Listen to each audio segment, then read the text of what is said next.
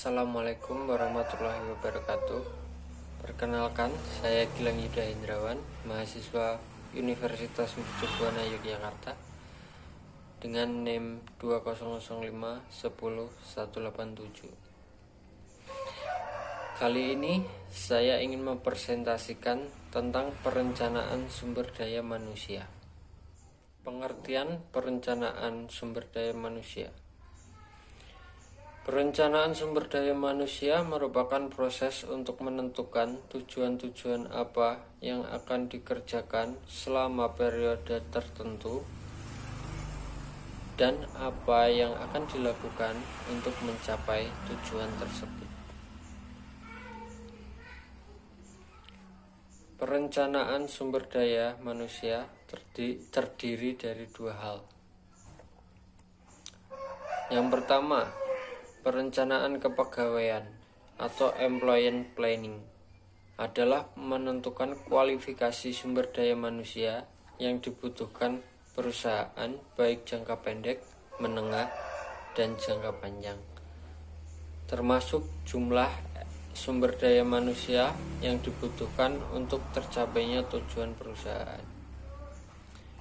Yang kedua, perencanaan program atau program planning, yaitu adalah program yang mencakup pemilihan alat SDM seperti pengordinasian program guna memenuhi rencana sumber daya manusia dalam bidang kegiatan yang berbeda. Manfaat perencanaan sumber daya manusia. Yang pertama, memperbaiki penggunaan sumber daya manusia yang sudah ada. Kedua, mengetahui berbagai kualifikasi sumber daya manusia. Ketiga, produktivitas karyawan yang sudah ada dapat lebih ditingkatkan lagi. Yang keempat, penentuan kebutuhan tenaga kerja atau karyawan. Yang kelima, penanganan informasi ketenaga kerjaan. Dan yang keenam, penelitian. Langkah-langkah perencanaan sumber daya manusia. Yang pertama, analisis faktor-faktor penyebab perubahan kebutuhan sumber daya manusia. Yang kedua, peramalan kebutuhan sumber daya manusia. Yang ketiga, penentuan kebutuhan sumber daya manusia.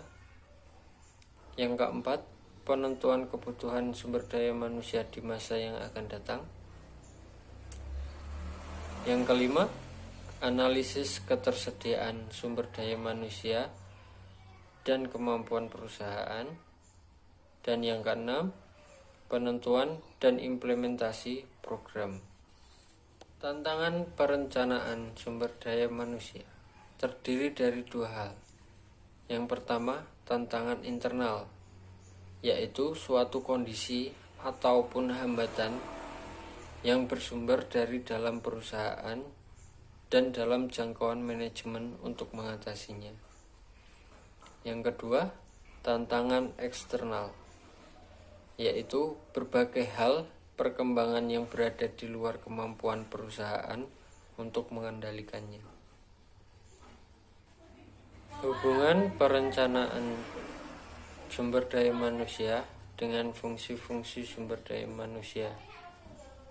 Yang pertama, hubungan perencanaan dengan analisis jabatan untuk membandingkan kapasitas karyawan yang sesungguhnya terhadap perusahaan. Yang kedua, hubungan perencanaan dengan penarikan tenaga kerja untuk menarik tenaga kerja yang diperlukan agar dapat memenuhi kebutuhan perusahaan pada masa yang akan datang. Ketiga, hubungan perencanaan dengan karir, yaitu untuk mendukung perencanaan karir dengan ramalan mengenai lowongan jabatan yang diperkirakan. 4.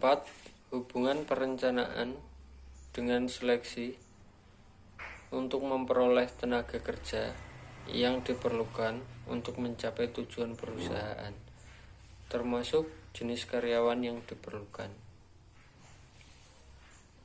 5. Hubungan perencanaan dengan pelatihan. Adanya program pelatihan dapat meningkatkan mutu karyawan yang sudah ada. Kesimpulan, perencanaan sumber daya manusia merupakan fungsi utama yang harus dilaksanakan sebuah perusahaan untuk menjamin ketersediaan tenaga kerja yang tepat.